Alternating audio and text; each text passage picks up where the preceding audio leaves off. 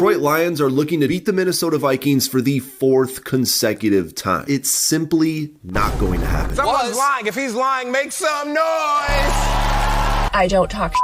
I don't do any of that. However, there are exceptions. Come back to this video when your team gets absolutely exposed against the Vikings. If you can kick, email me, right? We're going to have kicking tryouts on Monday. We bring the ball. Congratulations, you just got Amon-Ra St. Clown. 0 losses? Not Ashton. Wrong number. Let's go Lions. Jared Goff. Jared motherfucker. He won his stats. He won the game. I love y'all. Love y'all. Love y'all, man.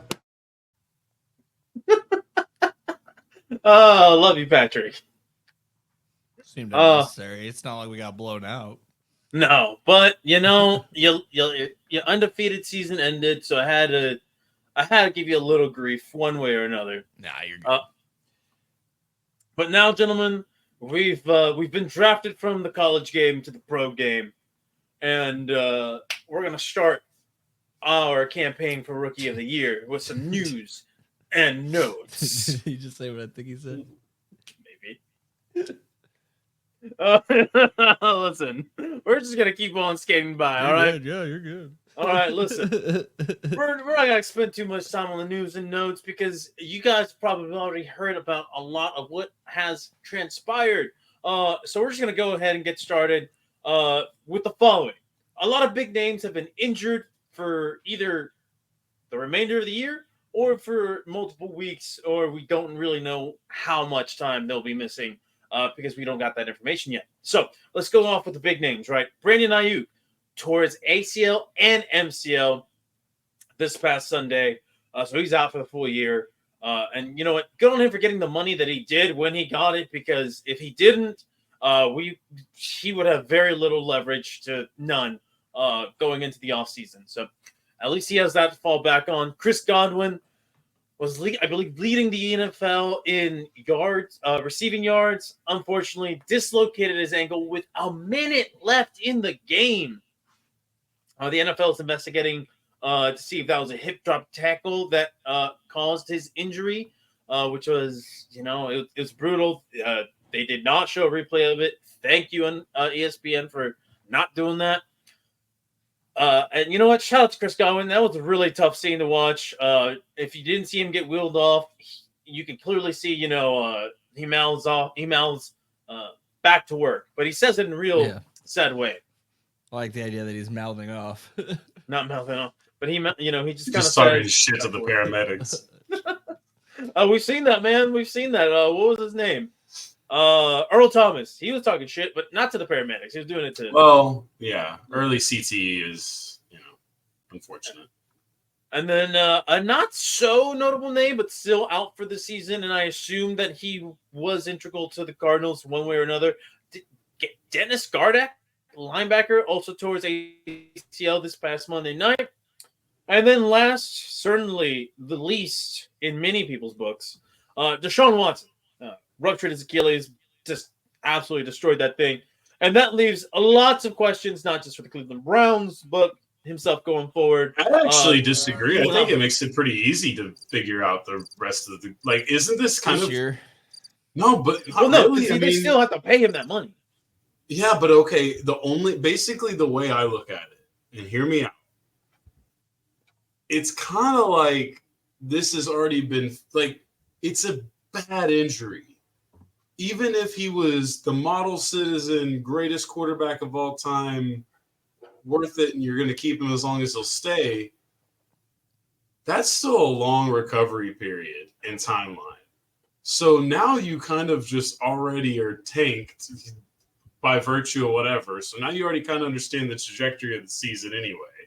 I mean, this is the best case scenario because they might get some insurance out of it where they still pay the cap, but Haslam gets his money back or whatever. Well, and it's like you basically get to draft the next quarterback cheap, and instead of having the luxury of winning on the cheap contract of the quarterback, you just have to pay the Deshaun penalty for a couple of years and build that way. And it's a big penalty, but at least this gives some direction to a franchise last week that literally had no clue how they were going to handle this.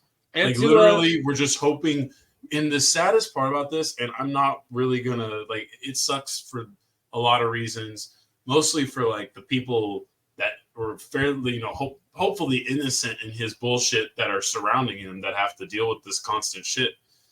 Because now, this is going to take his career away in a lot of ways. And I wouldn't be surprised, not that he doesn't owe it to himself, not that the athlete won't come out at him, but I wouldn't be surprised if Deshaun slips on out the back door. Yeah. Say goodbye. You know what I mean? It would make a ton of sense. Well, he's got two guys, his money's guaranteed. Antonio Brown and Le'Veon Bell, that he can go join on the political tour. So that's Tua's job. That happens when Tua gets done. That's the next Tua concussion. Immediately he's on the campaign trail. And we know where he's on. We know which side. Yeah. And Beth, you brought up some really good points though. All jokes aside. So just for people to have an idea of like the Deshaun penalty cap wise, it's $76.9 million if I'm not mistaken. It's a lot of money. 2 years in a row, it'll be that number. It's a lot of money.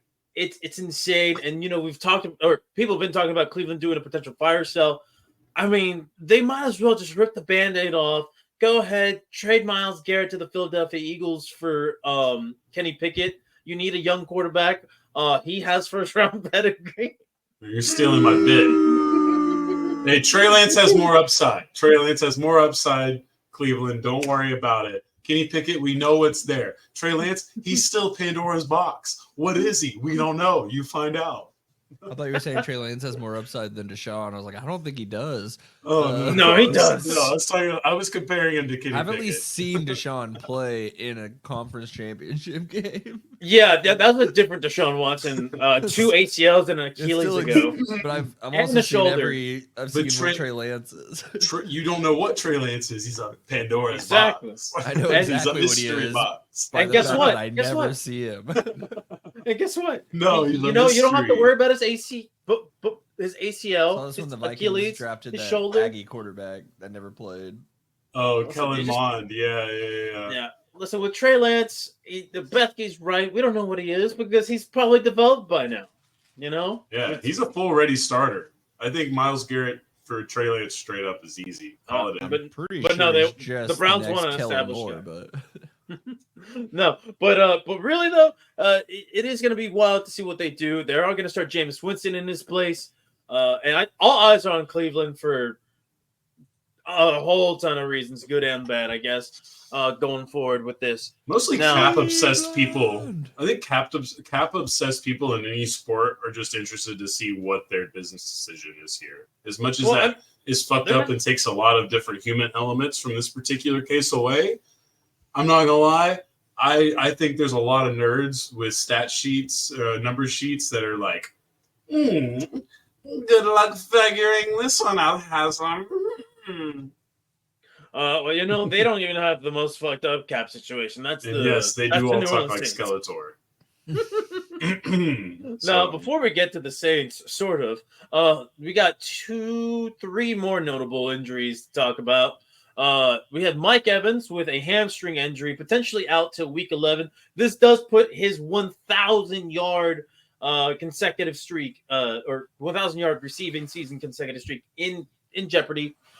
But who knows? Because Chris Godwin's also out, so whenever he comes back, Baker Mayfield might just spam the shit out of Mike Evans until he ekes by with exactly 1,000 yards. Another thing that happened in NFL news. It didn't happen on the field. It happened off the field. Andy Dalton got injured. Him and his wife were in a car accident. Yeah. And his kids. Yeah, they were in a car accident. Thankfully, everybody came out just fine. However, Andy Dalton will miss this week's game. I haven't seen any official injuries, like specifics, like is it ribs? I heard thumb. Contusion. Thumb? All right. Mm-hmm. If it's a thumb. So, they're going to wheel out Bryce Young to see if anybody else wants to trade for him. Maybe Cleveland. Who knows? But yeah. And then you have we have the mystery of why Will Levis was missing. Sprained thumb, just to be more specific. Sorry. Gotcha. Will Levis, the king of the chaotic turnover. was out this past week. I thought he was benched just for poor play, and they put in Mason Rudolph, which was like, wow, you really?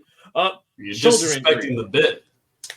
Yeah, they're disrespecting the bit. Turns out he has a shoulder injury. He's week to week, so we will see what happens with that. And lastly, Jayden Daniels missed this Wednesday's practice, so we may not get to see number 1 versus number 2 with Washington going up against the Chicago Bears, which is pretty sad. In the league. But we'll see. There's always drugs. This load management shit is getting too out of hand. They could just send Jayden Daniels down the Brett Favre path of just painkillers, and you never know. Washington there ain't no is problem in the world painkiller can't fix, boy. And with that said, that's done with the injuries. We still have a few more things that have happened in the world of the NFL. Speaking of the Saints earlier, Alvin Kamara gets signed to a 2-year, $24.5 million extension. So guess what? NFL running backs are getting paid. Now, I do not know. Is 12 a year though? Yeah, it's 22 million guaranteed, 1.5 million in incentives, makes it worth up to $26 million a year. So it's a lot. And this saves the Saints $18 million on next year's salary cap, which they have a lot of work to do because even with that, they are still $69 million over the cap. Potentially. So, the Saints, you got a lot of fucking work to do to manipulate the cap that's not real, but still real somehow. You need to get money. Mm-hmm. And then lastly, guys, we have more trades. It is pretty wild that at 29, he's going to be, and at 30, he's going to be one of the top paid running backs in the league. It's worked out for one running back, King Henry himself, but he's a freak of nature, and I don't know Henry's if Kamara's not even like all that highly. I mean, Henry's, I guess he's top 10. I would hope he would be because he is playing like the best in the league right now. But anyway, going into this one, he does make less than Ramondre Stevenson. Oh, that's painful. That's painful. But yeah, now, gentlemen, we have trade talk. Yes, the NFL they have adopted in-season trades, just following the lead of the NBA, and I love them for it. We have a big trade, sort of big trade. This would have been a big trade like 5 years ago. Still a notable name. The Kansas City Chiefs have traded for Tennessee Titans wide receiver DeAndre Hopkins. This, like I said, would have been great for the Chiefs if Hopkins wasn't 32 and clearly has lost a step. He can still run routes. He can still win with body. But it's not like he's had a great season, though. You know, he does play for the Titans, so who knows what is what with that performance versus team versus age, all that good stuff. Now, this trade, you know, he didn't go for a whole ton. You know, it's a 5th round pick that can become a 4th round pick. Now, I don't know what the exact percentages are for that. If he plays 60% of the remaining snaps, or if they make it to the Super Bowl, I think. All right, there you go. It's either make Tennessee it to the conference championship, make it to the Super Bowl, or win the Super Bowl. It's one of those three. Or play 60% of the remaining snaps, and also has to play 60%. It's something like that. It's in that ballpark. Okay. And then I know Tennessee will have to pay about they're retaining something. $3 million. Yeah. So, which I think I think it's great for Hopkins because he gets to go somewhere where he's not required to be the number one, and he gets to play with the best quarterback in the game. So I think he'll look a lot better. Dude, I don't understand. Why would you ever want to play for the Chiefs? Nothing going on there. Yeah. Now, listen, I thought, this was a good move when I woke up at like 6:40 in the morning and I saw like that trade. I was like, who makes a trade at 5 in the morning? Because I think that's when that trade occurred. When Shepard broke it, at least, yeah. Yeah. But you know what? They should have just waited a little bit longer. Because guess what, guys? Cooper Kupp is on the trading block. former They got Super more Bowl assets. Probably more expensive and probably less money that the other team eats for the Cooper Cup deal, though. But like that just would have been magic, I think, if you put Cooper Cup in this Chiefs offense. I'd take a 9-8 season if it gives me Cooper Cup, just because it feels more exciting, even if it's false. Mirror the Amari season, basically. I just don't want to say Amari's name anymore. It makes me so sad. I think I'm going to be a bandwagon Bill fan once the Cowboys die, just because that's how much I love Amari. And you know what? That I don't didn't look too Al-Qaeda bad. He didn't look too bad this past so- week. No. But yeah, that's all we got. There's plenty of teams interested in Cooper Cup, but let's be real, it's not worth mentioning until we get like some definitive contenders for him in the trade market. Brandon Aiyuk was like officially traded 4 times in the offseason, so yeah, and look what happened. So we'll see what happens with Cooper Cup. Although I do find it interesting because I think, who was it? It was Sean McVay that said that or was it the general manager? Somebody with the Rams said there's 4 pillars, right? The team had 4 pillars. It was Matthew Stafford, Sean McVay, Cooper Cup, right? Cooper. And Aaron Donald. So now they're potentially losing 2 of their so-called pillars. We might see this team that was, I think, in the playoffs. Sliding in. Yeah, but like we'll see what happens with Matthew Stafford because I feel like somebody should make a move for him. He's sliding I don't think in? they will. Someone needs to slide in his DMs and be like, "Hey, you got your Super Bowl in LA, now come over here." But we'll see. Now, gentlemen, that finishes our news and notes. And what's next? Well, we have to do a look-in at the Pass the Rock picks, but I do not see the picks anywhere. Guys, I did not make graphics this week. I totally forgot. That's No worries, because I know exactly what our records are. Yeah. Listen, I remain 2 games behind Patrick because fuck you, 2? Chargers. I thought it was just Go 1. fuck yourself. No, I remain 2. Oh, Because you and I tied this week. Thanks, with Jalen Rager. Yeah, you asshole, coming back to bite me. Listen, we had our best week of the year, bar none. All right. The week before, I thought it was our best week. This one, even better. Bethke, you had 12 wins and 3 incorrect picks. I had 13 and 2. Bethke started off 9-0. It was like I was really upset that I didn't use those picks. Yeah, hey, no, man, I thought I felt something magical, and then the 49ers were just like, we actually do suck. So no, and I mean this is the time of the year that you should be picking favorites. I would think like this middle part of the season makes the most sense to be picking. It's just a little more clarity now that you've seen this much of the teams and stuff. They're through fake training camp and then real training camp, which is the first 5 weeks of the actual season. And now we know who's actually good and who's not. And we're not to the later part of the year where teams might not be trying as hard, teams might actually be tanking, So yeah. So we'll see how this week goes. But Pass the Rock is on a heater right now. You should absolutely use our picks if you could see our picks when we make them. 1 second, I got no. I'm not talking about the graphic. I'm just meaning like when we make our picks, like right before Thursday Night Football kicks off. I'll start sharing our crap. And use that to make yourself some money. Okay, right. So overall, give back to the good little boys and girls in your neighborhood. So because we can't bet on in Texas, at least not in legally. Our third place picker has a correct percentage of 542. It's not bad. And then Caesar's winning record. 617, and I'm currently sitting at 636. Don't expect it to stand, but we'll see.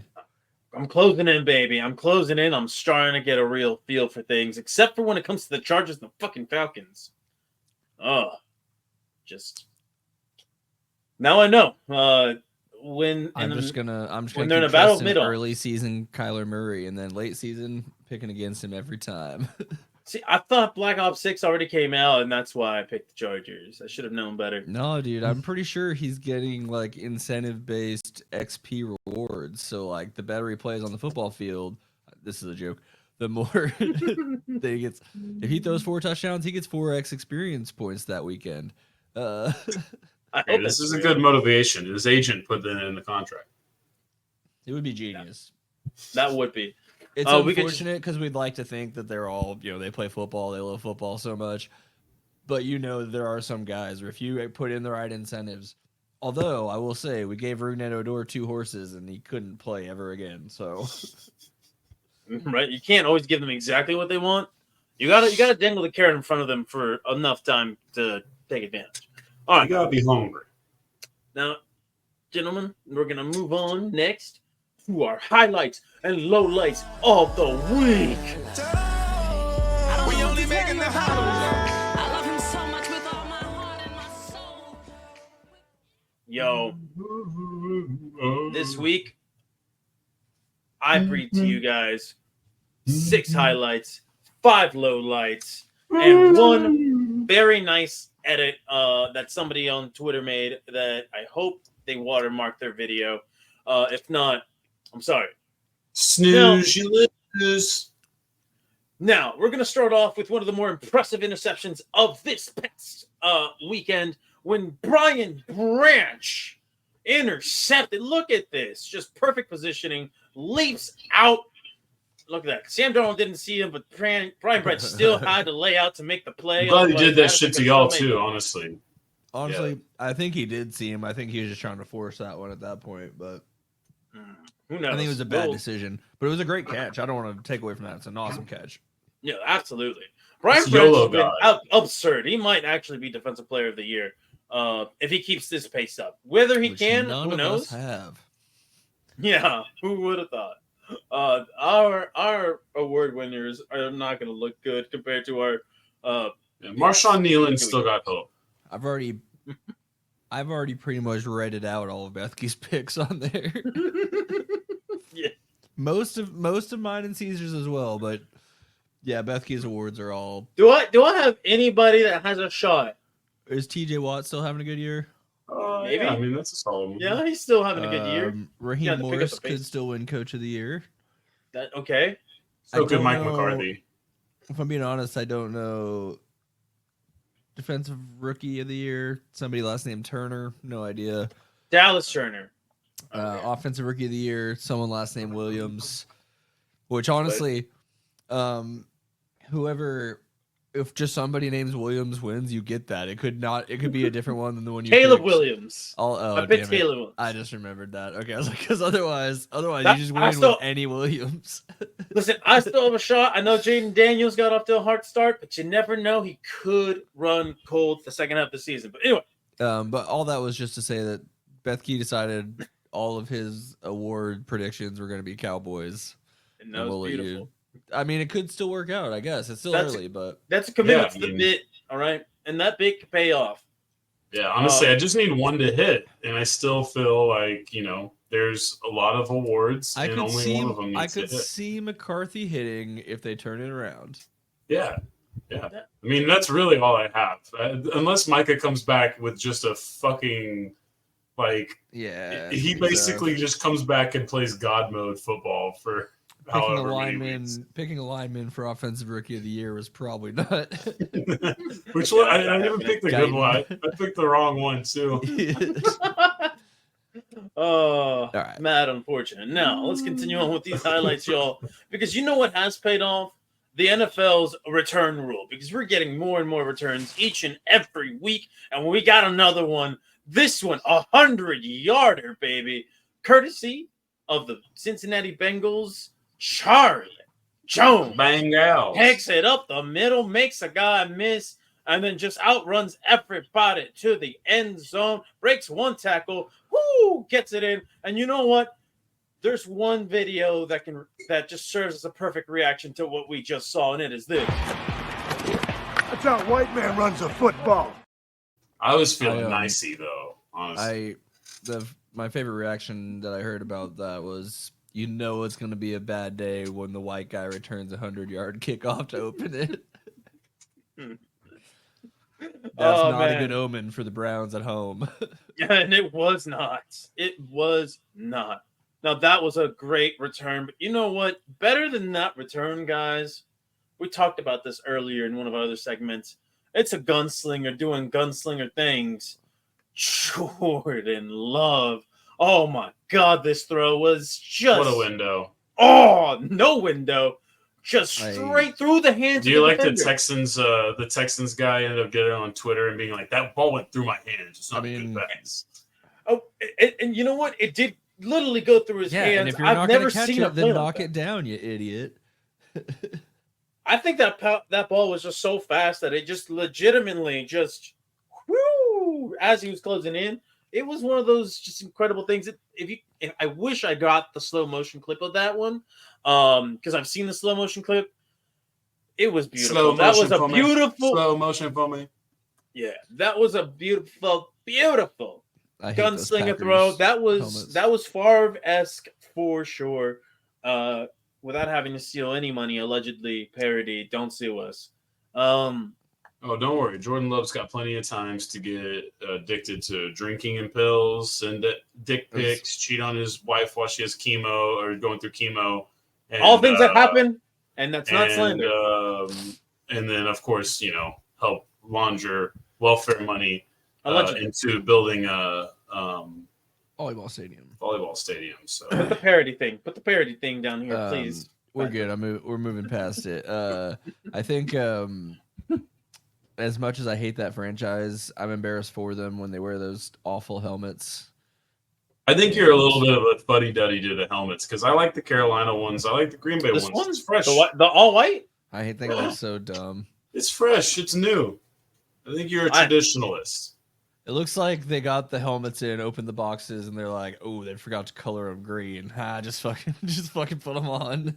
You gotta understand, athletes take way too much time in their day to feel like they're swaggy, as if it matters to their performance. And Dion's always been famous with his quotes. The players want to do the icy whites. They love the icy whites. Absolutely, gotta give them the icy whites. I guess I just don't get it, man. That's all right. I think Green Bay was surprisingly modern by doing that decision instead of being boring as fuck like they could have been. I think I would rather it just actually make the rest of it it looks too much like the real uniform with the wrong color helmet on, I guess. It would be interesting to see it green, the all green helmet with the, with the yellow. Sure. There's just something that makes it not look right. Oh, well. It doesn't. Yeah. Sorry. Not to bog down. No worries. Because you know what, guys? We're going to go ahead and scoot by just like Mahomes scooted on this one. Okay. This was... I've never seen... Pump fake the ball in the defender's face. That was just a wild play. That was Fred Warner, bro. He pump faked that ball in that man's face. Look at it. We got to see that. That's like one of the best players in football. And he just fake pitched into his face. No, that wasn't. That was Fred Warner. Him. Fred Warner missed the tackle first, but he pump faked the next guy. No, that was him. Watch right there. Right. No, this is right here. This is Fred Warner 54. Yeah, he pump faked it. No, that's the bullshit. Whatever he did right there. No, if you look back, he did that to Fred Warner first. I mean, but what are you supposed to do? He makes those passes all the time. No, I know. That's the best part. The second one really sucks, though, because if that defender touches him, a flag, it might not be right, but a flag might come out anyways. So I hate that's what the. I do hate that. I hate that, but salute to Mahomes for knowing the rules in that one and just taking advantage. And also, shame on the defense, shame for every defender, because how is Mahomes running in slow motion but outrunning everybody? I'm sick of seeing it almost every other week.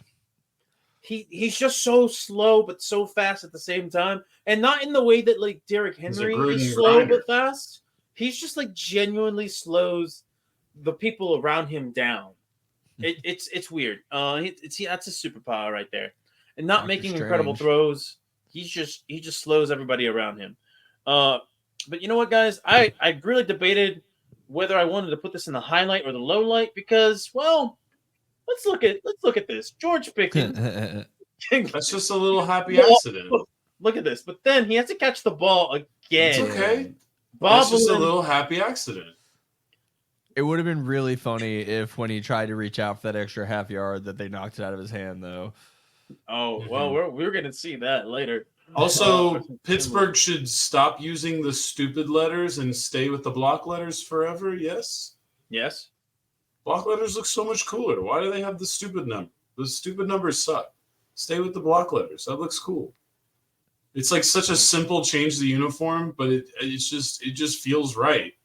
I think maybe they do it because it looks more like Iowa that way, but I don't know. That feels like the Iron, Steelers instead of that goofy ass. I guess I don't know what they normally look like. It looks like they got like their font is usually like kind of like a little more artsy looking. Yeah. Now, guys, this is our last highlight. More rounded. There are more impactful runs, but I don't think any other run had more physical impact on the defender quite like this one from my boy. So Saquon Barkley catches the ball out the backfield and then trucks a motherfucker onto the ground. Oh, I jumped out my seat when I saw that one. I'll play it again for you guys. Sorry. But here's this one. This was my favorite play of the day by the Philadelphia Eagles. They didn't really lead it much, but it was just such a beautiful run. Yeah, but especially the context of the Giants and everything that makes that play just awesome. Yeah, I don't know anything about how that game went. I just hope the stat line was something like 60 carries for Barkley. Well, he was 13 yards shy of a career high, and he actually decided, he himself, he was like, no, let the young guys eat. We're good. I was like, man, you could absolutely get a career high. Fuck that. He should have. I think less than Saquon for that. He should have been an asshole. He should have broke the all-time league record on him. I agree, but he's unfortunately does not have the Stephon Diggs in him, which is Stephon Diggs admitting never wanting to be the bigger man. I love that. But gentlemen, that's all I have for the highlights. So now we got to decide what was the highlight of the week. I'm gonna go ahead and just say that Jordan Love throw absolutely got me hyped out my fucking mind when I saw it. Yeah, I'm going Jordan Love throw. I love quarterback doing the wrong thing and being rewarded because it means they're going to do the wrong thing more often again, and I get to enjoy it either way. Patrick, which one is yours? I'm going to vote for... That's how a white man runs a football. Take a 100-yard kick return. I'll do anything to see more kicks return. He's feeling nicey. I hate touchbacks so much. That is very fair. You know what? When you show me a commercial, come back to the game to show me a kick, and then go back to commercial. Someone better be running with the ball. Sorry. You're not wrong. Now, I have to take a moment to just say, fuck you, Tennessee Titans. I know Will Levis has a shoulder injury, but that doesn't mean you couldn't find a way to get him injuries involved. Are no excuse. No excuse for ruining a perfectly good bit for the Levis low light of the week. Alas, we're going to have another week without Levis playing because he is week to week. But that doesn't mean that we are short of low lights. And I have a very great low light, courtesy of Kirk Cousins. Because, Kirk, what the hell are you doing with your freshly healed Achilles? My third eye told me Kirk Cousins was going to be bad Kirk Cousins this week. I felt it. There was some energy in the world that just was telling me Kirk Cousins is going to be stupid this week. And this is dumb. You're slow. You're going to your left, and you're so late on trying to throw the ball away. And then, of course, you get fucking melted and the ball fumbled. And you just helped lose a perfectly winnable game that could have put me ahead in the standings. So eat a dick, Kirk Cousins. Would it? Thank you. Eat a dick, Kirk Cousins. Oh, wait. I think we both picked Atlanta. Never mind. Still, fuck you, Kirk Cousins. All right. We're going on to this next one. Now, this low light actually comes courtesy of an all-22 tape. And the reason why I put this on the low light is just because, well, when you get put in the blender like this, it's going to make a low light. It's just going to make a low light, no matter how good he's been all season long. Stephon Gilmore here. Oh, his age showed on this one right here where he gets absolutely just juked out his fucking knees. That was bad rep on tape, and that one was a low light for him. I'm blaming the cleats. You can, oh my God, I you blame can blame society mostly. Yeah, I'm just gonna blame it on his age. Like he was Look, 33 for this entire rep right here because he's like I blame it on the vodka. Blame it on the Henny. Now, gentlemen, I have a real fucking low light here. But first, when it comes to plays like this, we have to see what they were thinking. Fuck me. Inside the mind of a bad QB.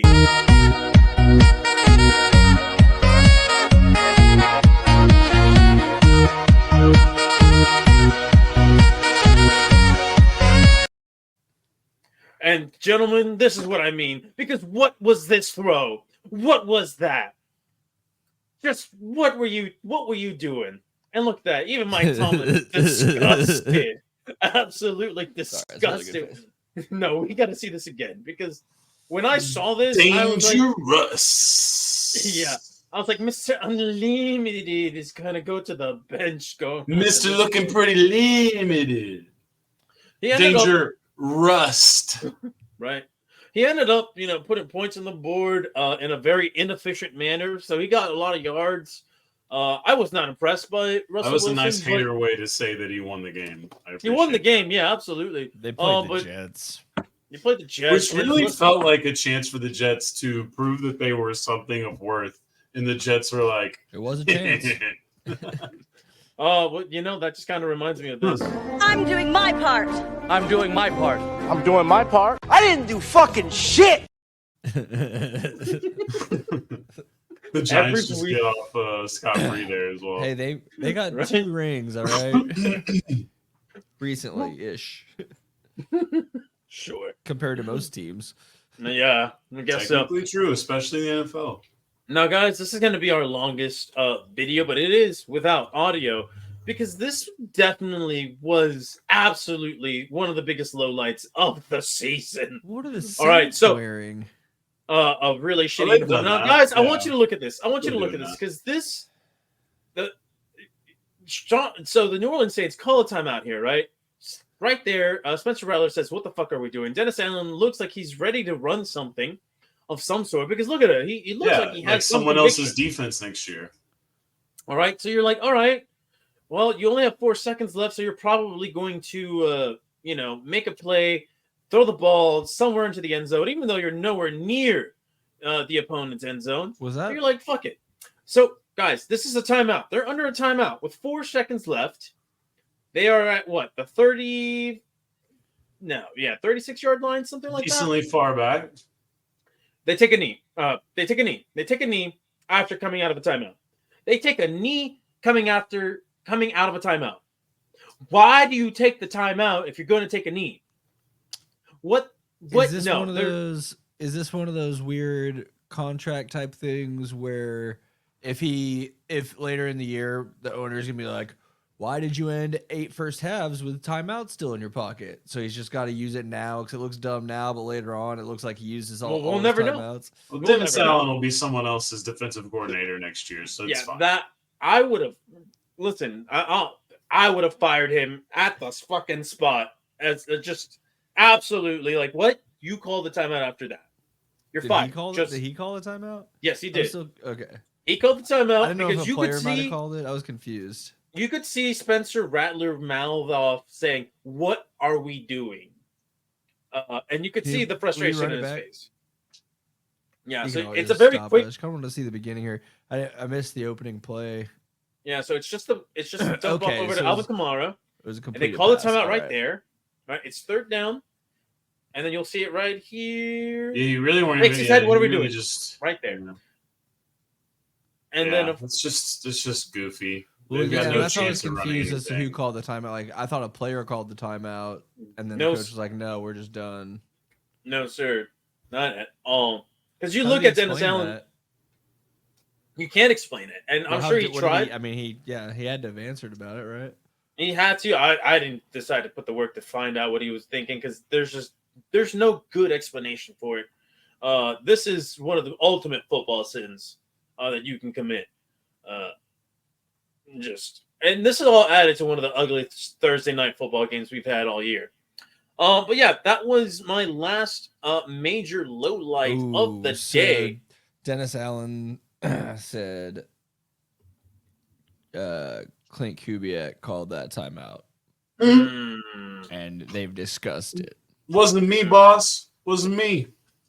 Well, either way, somebody should get fired for that. Clint Kubiak, you're not excluded from this conversation then. But guys, that's the last low light. So it's time for us. No, wait. Sorry, I skipped one. I was like, this felt real short. The Los Angeles Chargers. Listen, this could have been a highlight because we had what? A big man interception. He's rumbling, stumbling, and then fumbles the fucking ball and just gives the ball back to the Cardinals.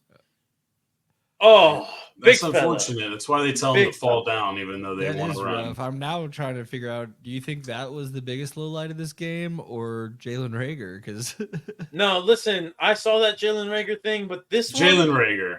Jalen, this is why I didn't put it. This one happened 0-0 on the score kind of thing. Listen, let me tell you what. Because you guys didn't have to watch him for his entire career like I did in Philadelphia. This was absolutely and I got to watch least surprising Jalen Reagor play. Least surprising Jalen. As a play, the other one's funnier.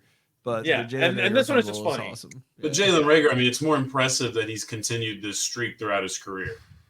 Yeah, he's impressively bad. Just the odds one is just was gonna perfectly go where it went after they took it out of his hands. I don't know. Yeah. But either way, we were done with the lowlights. It's time for us to decide what was the worst of the best, or the best of the worst. Bucky, what do you got for me? Honestly, I already forgot a couple of these. You just gotta look at the video list. I know, but to do that. I didn't have it. We had the big man fumble. Oh yeah. Kirk Cousins fumble. Gilmore in a blender. Russ just airballing. The dumbest thing from this week on our video list is the Eagles winning. Oh, that's not a low light, sir. Oh, well, that's a low light for me. Stephon Gilmore. Feel bad for the old man. Oh man, it is pretty rough. I don't know if it's the biggest low light for me personally. I'm gonna go ahead and be real football nerd and say the dumbest shit I've ever seen, which was a timeout followed by a knee. Patrick, what do you got for us? There doesn't have to be a winner. That's tough. The timeout followed by a knee is objectively a really, really dumb thing to happen, but it's not as fun to watch. Mm-hmm. So I'm going to give the low light to that Chargers interception fumble. There we go. All right, that concludes our highlights and lowlights of the week. And now we're going to the recap. Gentlemen, we only had 2 games to recap this week. So let's just go ahead and start off by order of record with the Minnesota Vikings. Still first place in the PTR season. For the lead. Bates has delivered. Detroit is on top with 15 seconds left. Minnesota loses the heartbreaker to the Detroit Lions. It was a great game. At first, it didn't start off that way. I don't think it looked a little rough, but Minnesota clawed their way back into the game, took the lead, and unfortunately just couldn't hang on.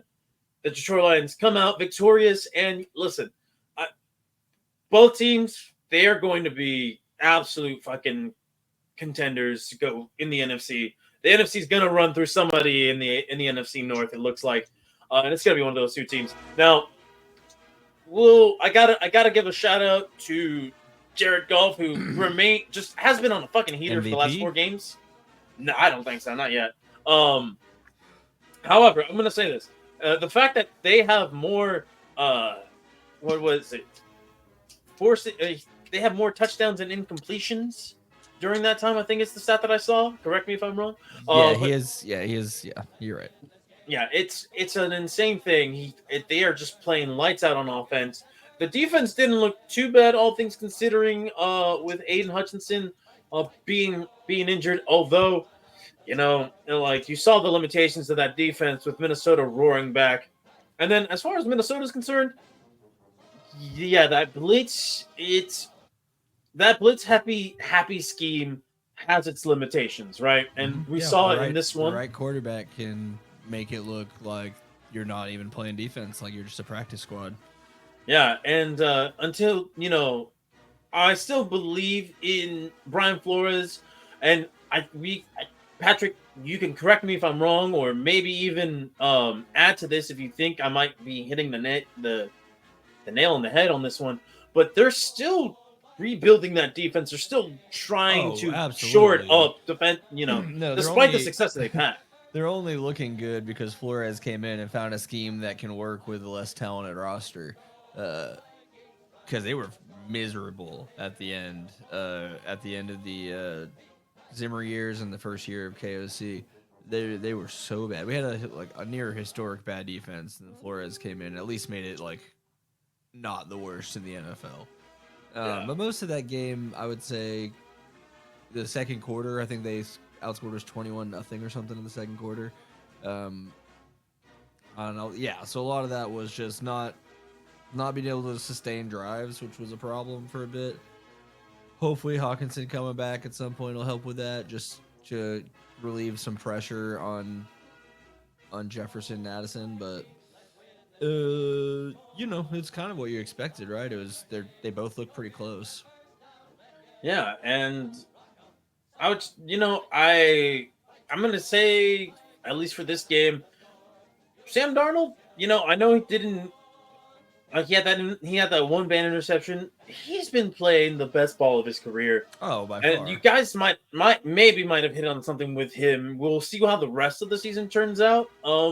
If he can keep this play up, but you guys have the foundations of a strong offense and at least at the worst, an average defense, which can win you a lot of games if you have the lead offense with average defense. So there's still plenty to love.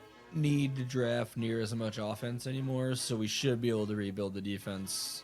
Trade McCarthy for Myles Garrett.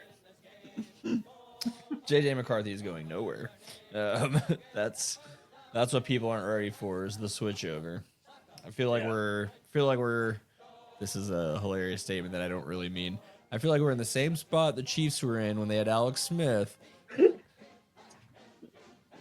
The Minnesota Vikings. That's how I would sell it to myself. We're gonna run off. No, that is not. That is the opposite of what Vikings fans do. Then y'all need to have more fun with it. The most doom and gloom. Oh, we love it. We love talking shit about ourselves. You need to get lost in the chaos. Get lost in the sauce. Believe in anything. No, don't worry. I'll buy in. I'll buy in right before it crashes. Can Tony Romo bring back a 2-8 team? That's the kind of stuff you need to get on board with. That's the kind of Minnesota Vikings propaganda I need to see from the Skull Nation. He's not wrong on that one. All right. Well, that concludes that one. And now we go to the last game of the PTR week, since Cowboys were in a bye week. The Philadelphia Eagles successfully trounced the motherfucking Giants. Hurts for A.J. Brown. Oh, he's got it. He's in. All the way for an Eagle touchdown. Hey, fuck it. 11's down there somewhere is what Jalen Hurts is probably thinking on that play, and that's what he's been doing. And you know what? I have finally found a game in the last year and a half where I didn't feel absolutely miserable throughout the entire experience. We got a 28-3 victory over the lousy New York Giants in Saquon's revenge game of sorts, where he goes off for 176 yards on 17 carries. It couldn't be more perfect with that being a big part of Hard Knocks this year too, of the owner saying do whatever it takes to get him back, and then the GM's like, no. I just know that you could not. The GM left it at, you just come let us know when you get an offer and we'll see what we. There's just no way that the betting lines were good on Saquon's numbers this week, especially after that video. We just, honestly, I was just hate picking against the Eagles this week, and then you guys reminded me of what was happening, and I immediately was like, well, fuck, all right. I guess that's fucking stupid to do. The Eagles. I can't ever remember the GM's name for New York. It's like Owen or Sean or whatever. No, not yet. Not Brett. That's the Yankees old. Yes, that's the Yankees guy. But listen, he has on just fucking wax, right? Just recorded. He's like, yeah, we don't. We know what the market's like, and we're just gonna move off of Saquon after the owner. Yeah, the owner is like, I would hate to see Saquon in Philadelphia. What happens? He goes immediately to Philadelphia, comes back, embarrasses you with 176 on the ground, and what was it? Another 11 yards through the air, a touchdown. He had a couple of big runs, and the Philadelphia Eagles, they just put the ball into the belly of the back 45 times to be exact, for 269 yards. They're just going to run this down the New York Giants' throat. We did not need to see too much of Jalen Hurts throwing the ball. He did get sacked 4 times in the 21 dropbacks that he got. Not great. But you know what? Doesn't matter, because we did what we were supposed to do, which is beat the shit out of a bad team. That's all I want. All right? You face a bad team, you beat the shit out of them. You face a good team, you eke it out. I'm like, less thinking equals talent take over. Absolutely. At least it's a good time this week. This was a good time to use this one, because he was like, fuck it, we have a talented offensive line, we have talented runners, just run it. Just run the damn ball. And he did it, and man, thank you, Philly, for giving me at least 1 week where I can have peace. Will I get that next week? We'll find out a little bit later. But yeah, not much else to say. The New York Giants remain inept on offense. Daniel Jones with 99 yards through the air. They benched him. Saquon Barkley had more yards on the ground than the Giants had total offense.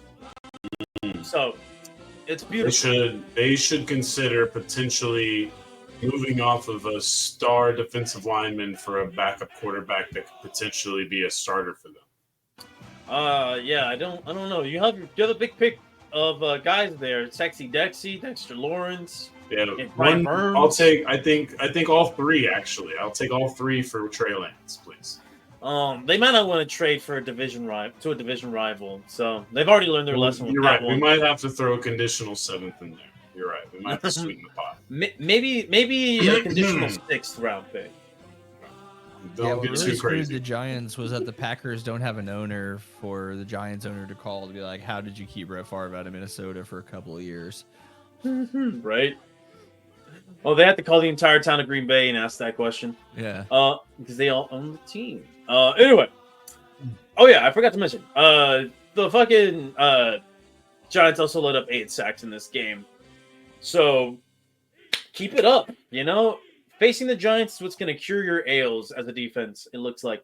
Now, we're going to move on, gentlemen, to the watch it, skip it, train wreck. Do you have anything for me this week, Patrick?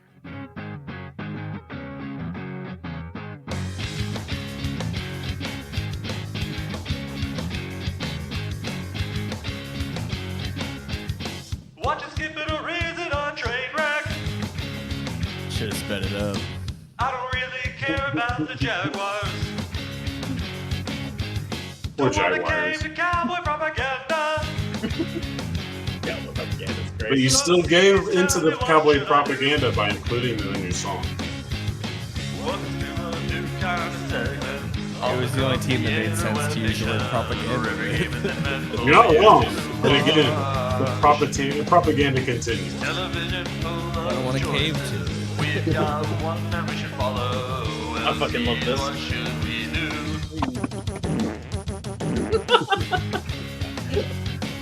I'm such a child. It's good stuff. Oh, that was good.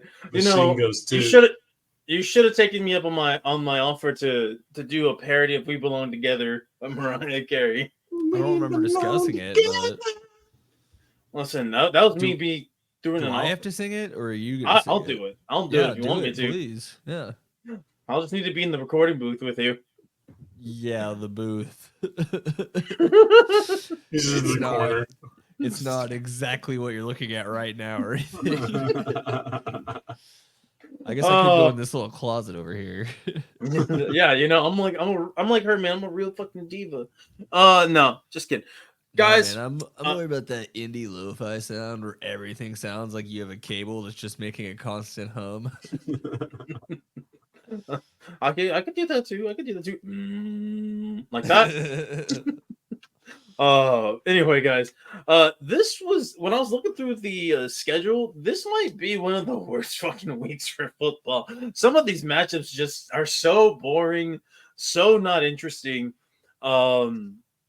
Just for a lot of reasons, and they may have not come into the year looking that way, but they are right now.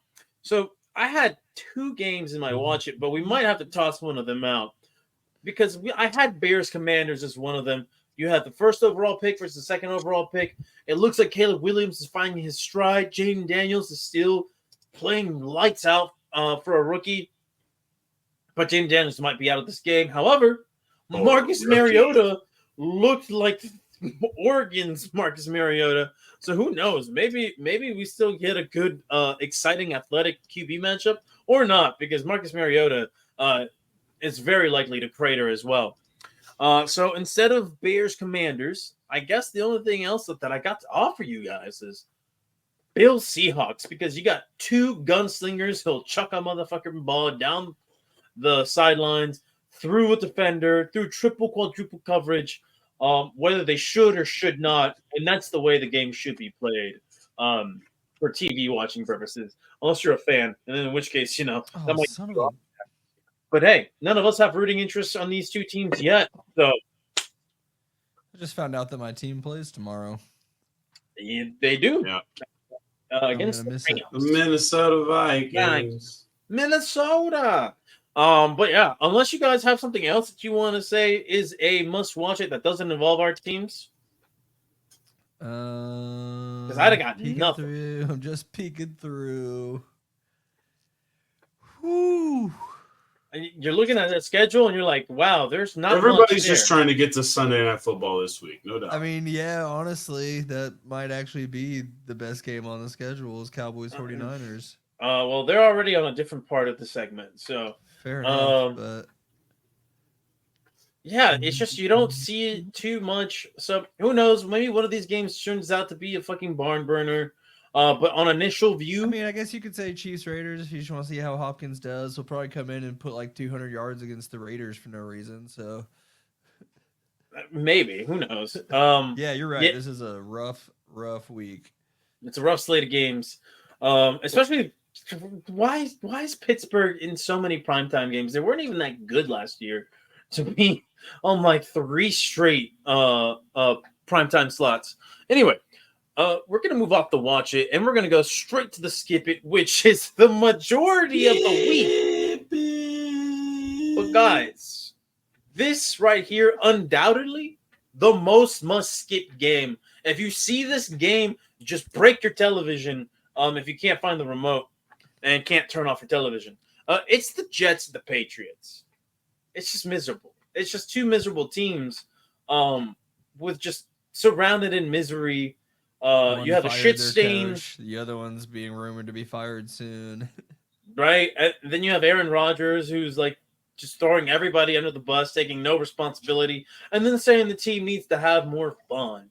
Like, shut the fuck up, old man, and go sip your ayahuasca in a cabin somewhere in South America. They just need to have some vibes. God, the Jets just suck. They're not fun to watch. Patriots, obviously not fun to watch. So it's the most must-skip game of the week, unless you guys have something that's even more egregious on the schedule. Panthers-Broncos is a close second, but it's definitely second. Well, remember, Panthers on perma-skip. Oh, yeah, you're right. I'm sorry. Although Denver might be perma-skip it. Denver's defense can at least make some interesting plays happen in the game, but it's not a full, you want to watch the whole game. It's like, check these highlights out later. Yeah, and then the Jags could also probably be put on perma-skip, even though they do have some exciting things about them, but like it's just such a mess down there that can't. Just no. Anyway, that's our must skip game of the week. Now, gentlemen, I have this week. Sorry. Yeah, everybody's playing this week. Now, guys, I have 2 games here. You call this gays? I was gonna say games. You can't prove that. Unless I don't know if I'm going to be back on this mic again. Now listen. On the CW Podcast Network. Oh my god. Anyway, so we have 2 games this week for the train wreck, and it appears that one of them is going to absolutely be a potential train wreck. So I have the Cardinals versus the Dolphins. Why, you may ask? Because Tua Tagovailoa is off of IR, and it looks like he's going to be the starting quarterback for the Miami Dolphins against the Cardinals. And you might be wondering, well, Ceez, why is that a possible train wreck? Oh, the concussions, You want to see live death? Yeah, him refusing to wear a guardian cap because it's his personal choice. And he's just like not at all. I mean, the fact that he said retirement never crossed his mind. I was like, bro, you're going to die on that fucking field. It's going to happen. No one's going to feel sympathy. I wonder how much of that rhetoric is hype up to be like, when he goes back in there, the team's like, he never quit on us. He didn't even think about it once. It came out of his mouth. So although he also claimed that he didn't experience any symptoms after the first day. So I have a hard time believing Tua Tagovailoa. Maybe he's had so many. Maybe he's had so many that he doesn't know that he has symptoms. Maybe he's got that stanky gas that heals your brain. The galaxy gas. Oh, but yeah, I did see a tweet that said, dying for a first down is the Samoan way of living. And I was like, Jesus Christ. Well, all right. What they didn't understand is that the Samoan way of living is becoming a professional wrestler, which is going to be Tua Tagovailoa's pivot, I think. No concussions in professional wrestling at all. Now, the next one. Listen, this is a train wreck because both teams are struggling, playing bad. San Francisco's been playing terribly, and everybody is fucking hurt. You have one guy. You have your healthiest receiver for the San Francisco 49ers, who got shot in the chest just a few months ago. All right, and then you have the Dallas Cowboys coming off a bye. They should, in theory, they are a healthier team. They're back. They should be back. But also, we've seen what the last couple of go-arounds with the San Francisco. Wait, who is actually back? Because I actually don't know who's back. I don't know who's back from That's injury. probably important. Them losing games isn't good. Them playing defensive linemen that weren't even on the roster start the season, very not good. I think if that changes, potentials for good could happen. Otherwise, I would expect bad. And that just leads to a potential train wreck of a game, because we could have a real mid-off, we could have a blowout, there is a possibility where both teams play to the most of their potential, and we have a great Sunday night football game. I have a hard time seeing that right now. As far as who is back, Bethke, it looks like Eric Kendricks is questionable. Mike Parsons is still listed as questionable. So maybe they'll make it to the game. If you're questionable on Wednesday, you might actually make it to the game on Sunday. So we'll see if their we'll see what their designation looks like. But those two are my 2 train wreck games of the week. And if we had to vote on this one, I'm going with the Dolphins, just because that's just a shit show waiting to happen if Tua Tagovailoa hits the turf hard on Sunday. But, gentlemen, I don't know. Do you guys have something else you want to throw in mind? Or do you want to say Dallas, San Francisco? Do you want to say something else? If Jayden Daniels is out, then Bears Commanders could quickly become a train wreck if Caleb doesn't have a good week. You're not wrong. It could pivot to a train. It's either a very, very fun to watch game or a very fun to watch game for another reason. Absolutely. So you're not wrong in that sense. That's a good pivot on that one. Cardinals Dolphins is obviously a train wreck waiting to happen, for sure. All right. Well, guys, I guess we're just gonna go ahead and preview the games that we have this week, and we're gonna start things off with the noon game. Did they Did they move us to the noon game? I think they moved it. No. Yes, they did. Okay, the noon game. The got Eagles. you guys at noon on CBS. Yeah, they flexed this. They flexed this to this game. Oh, all right. From what? I think we were supposed to be the 4 o'clock window, the 4:05 game. I want to say. Then they put Bills-Seahawks there. I could be wrong. Doesn't really matter. But the Eagles did get flexed in twice this season, out of a primetime spot or out of a later slot. So anyway, we'll go into this game. Eagles, Bengals. The Bengals 0-3 at home. Eagles 2-1 on the road. These are two teams who are. Doesn't really matter if you think what you thought about them coming into the season. What they are doing is underperforming. You have two underperforming teams, even though one is 4-2. You could argue that the Philadelphia Eagles should be better than what they have put out there. And then the Bengals definitely should be better than what they've put out there. They are 3-4, last in their division. And you just don't know what you're getting on a week-to-week basis with this team, right? Let me just tell you, right? They played Cleveland 21-14. The week before that, they struggled against the New York Giants 17-7. But then the week before that, they had an absolute barn burner with the Baltimore Ravens, 41-38. They put up 34 against the Panthers. But then the first week of the season, they put up 33 in a loss to the Commanders. You're thinking, I don't know what we're thinking with this team. But going into this game, I'm going to anticipate the Philadelphia Eagles are going to take advantage of the fact that the Bengals defense just isn't what it used to be in the past. And they're just going to keep spamming the Saquon button. You're not going to see a lot of Jalen Hurts dropbacks. And I think you're going to see Joe Burrow take a ton of sacks. And the game ends in a 20-20 tie. You heard it here first. That's beautiful. I better see a tie on your picks then. Hey, I don't want to hear it from you, sir. Don't want to hear it. You couldn't commit to the bit. Your greatest sin.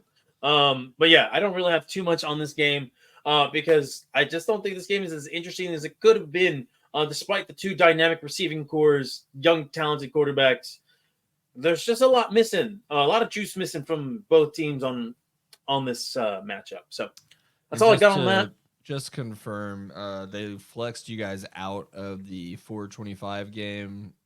In favor of who? Game of the week in favor of Chicago and Washington.